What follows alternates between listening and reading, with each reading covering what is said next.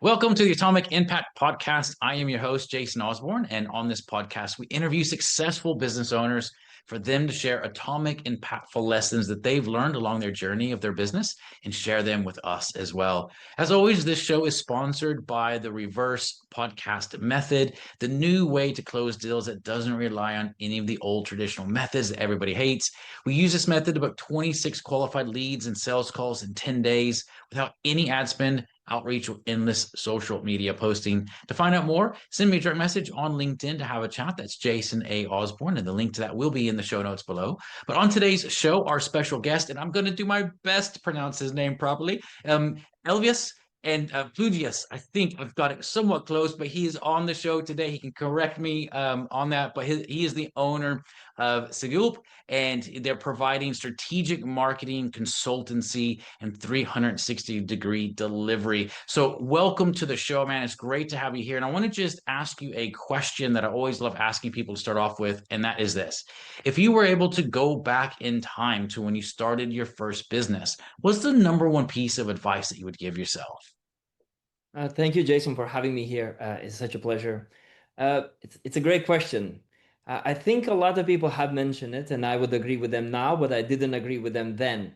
When I would go back in time, I would say just do it.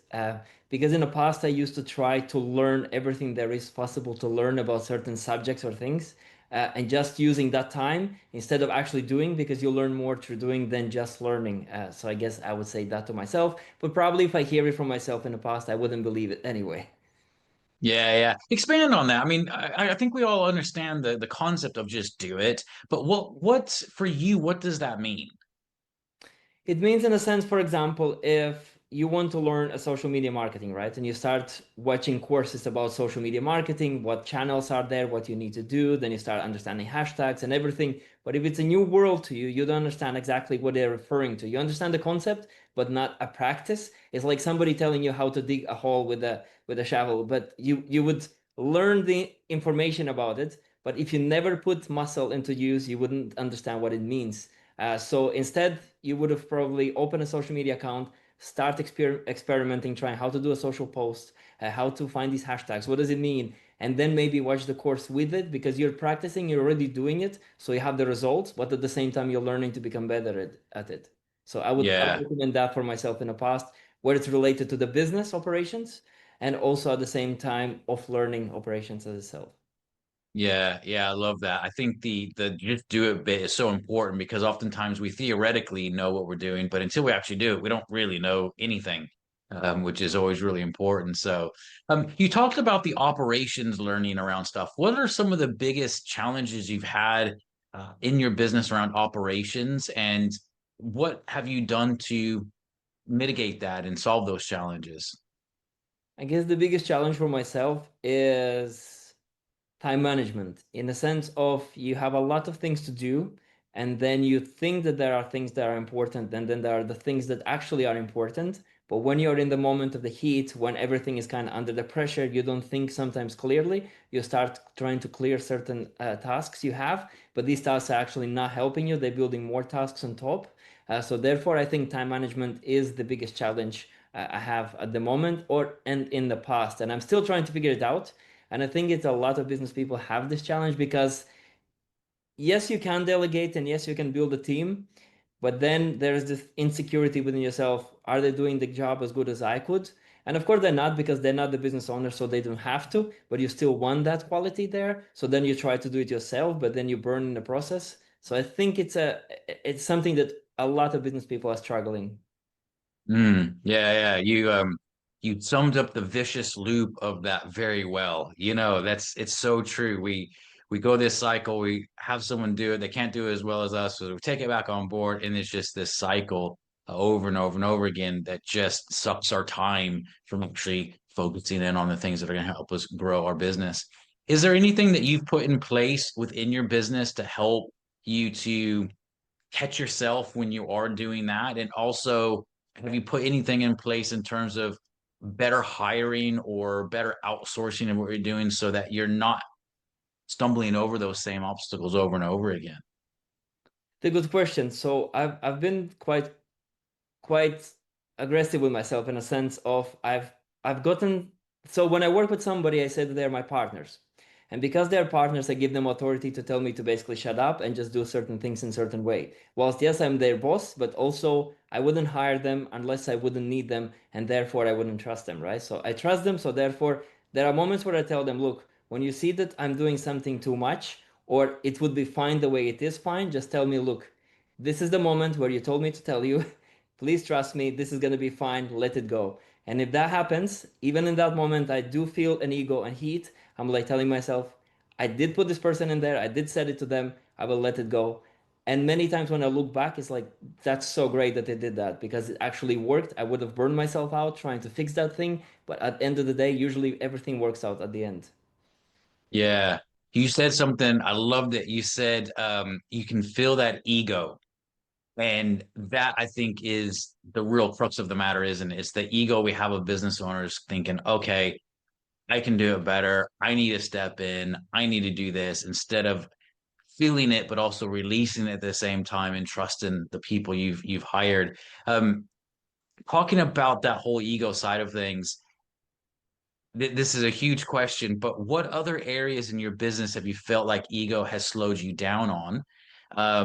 And what have you put in place to help that as well? I try to do daily meditation when I can, but as many stressed business owners, you know that you feel like, okay, I don't have time to do it, but that's when you should do it the most. I'm a big believer in principle, know thyself, because you should understand who you are through different emotions and moments. Let's say you are very hungry, you haven't slept for a long time, so you get irritated quite easily. So that's kind of one side of the ego. But then there's also another ego of I'm the business owner, I know the best. But these are the things that I think the only way to understand is try to have a certain self-awareness or awakeness where somebody from your team who is understanding how you operate would allow you to understand, okay, this is the moment where you need to look at it from the little perspective and not to try to push yourself. And yes, sometimes ego would win because you think, no, no, I definitely know the best at this moment, and let's not do that. But most of the times for me, I would step aside and say, okay, let me look at the situation, and if I do have a solution that I do think works best from my side, I would explain why I think so. And if my team members, partners agree with it, they would say, okay, it makes sense. We can see it's not because you want it, but it actually works out. So then we Mhm. collaboratively decide, okay, let's go forward with that. But it is a constant battle, and I think it's never-ending battle. Is the old fight between good and evil. Yeah, yeah, yeah, true. It sounds like what you've said is have someone in your team that you can trust enough to call you out and say, hold on, wait a second, what are you doing? Why are you doing that? And being able to hear what they're saying, as you said, you still might go, well, no, this is where I want to do it. Let's do it this way. But having a culture in which at least one person can challenge what you're saying if they're thinking, hold on, wait a second. I think you might be a little bit tired, a little bit either stressed out. Let's look at this from a different perspective. Is that what I'm hearing? Because I think that's a really powerful thing to do. It is. It's 100% is. Yeah. You need that. You need somebody to look unless you can copy yourself or I don't know, look at yourself in the camera watching the screen and trying to reflect. It's kind of impossible, but you need other people to communicate with you and you need people you trust. The reason you should build your team with people you trust is just for those moments, right? It's no point to hiring someone or working with someone you would never trust because then you can't go anywhere. You're just damaging yourself in the long term. So I try to get people around me, and I always, when I get someone, I say, I want you to be partners with me. I want us to grow together because if I grow, you grow. If you grow, I grow. So be free to speak freely. I might get upset in that moment, but we will discuss it later. And it's vice versa. It's also happens with the other people.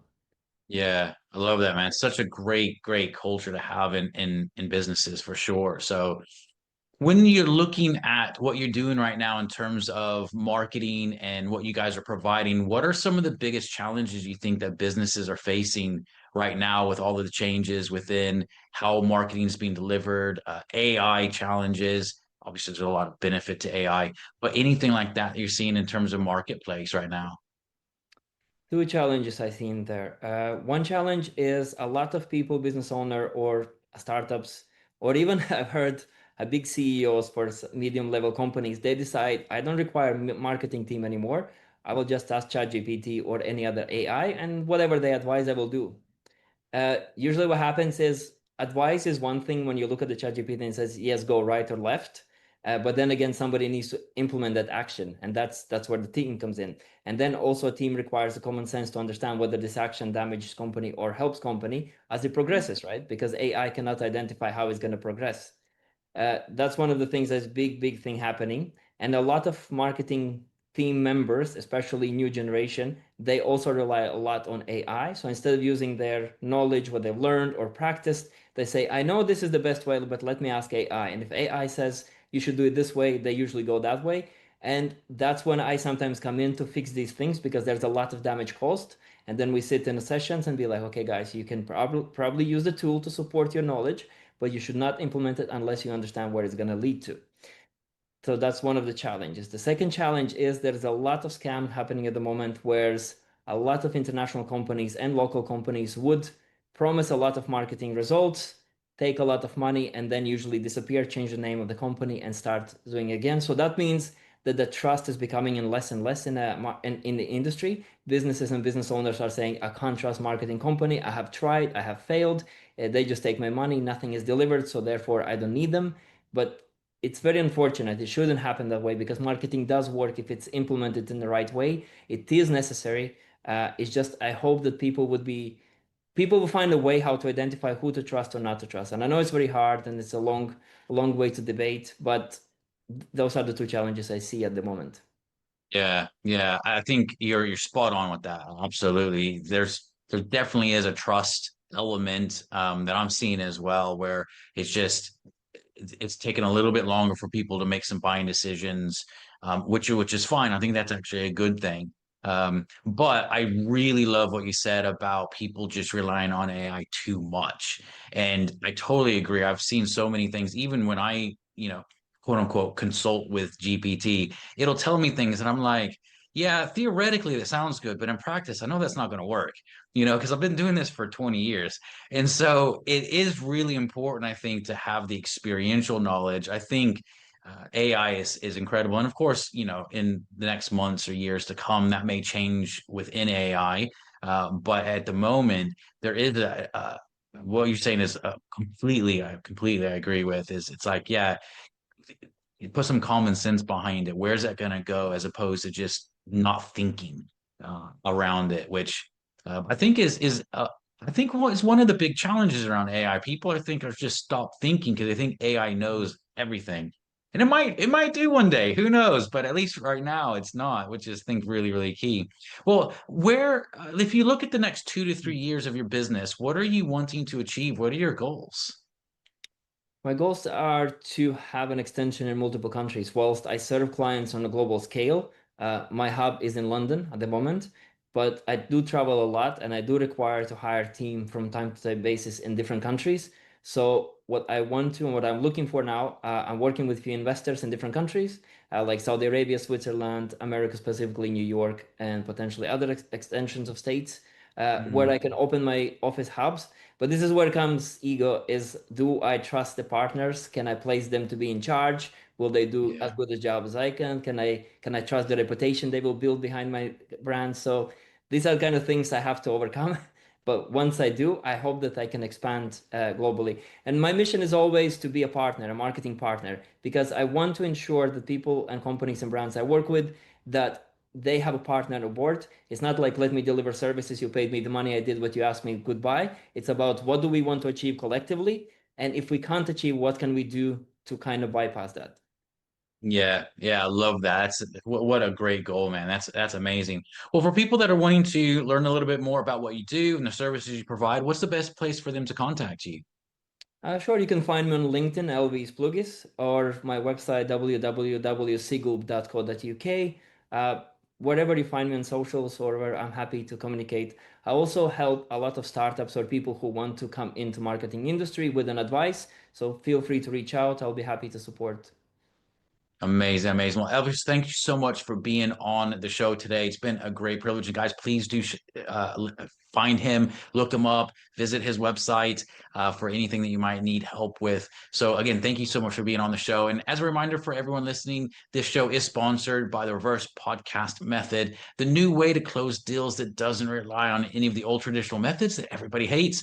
To find out more, direct message me on LinkedIn to have a chat. That will be in the link to that will be in the show notes below. And until next episode, stay inspired.